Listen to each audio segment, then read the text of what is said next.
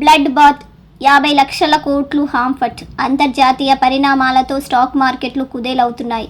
September నాటి గరిష్ట స్థాయిల నుంచి బెంచ్ మార్క్ సూచీలు భారీగా క్రాష్ అయ్యాయి. దీంతో 50 లక్షల కోట్ల సంపద ఆవిరైంది.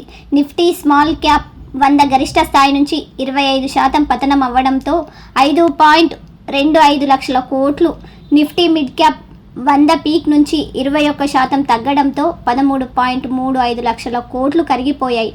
ఇక నిఫ్టీ 50 14% క్రాష్ అవ్వడంతో 31.94 లక్షల కోట్ల నష్టం వచ్చింది. డి స్ట్రీట్లో బ్లడ్ బాత్ నష్టాల్లో 28 ఏళ్ల రికార్డు బ్రేక్. స్టాక్ మార్కెట్లు రికార్డులు బ్రేక్ చేస్తున్నాయి. సంపద సృష్టిలో కాదు, హరించడంలో. ట్రంప్ టారిఫ్స్ దెబ్బకు నేడు బెంచ్ మార్క్ సూచీలు నష్టాల్లో ముగియడం ఖాయమే.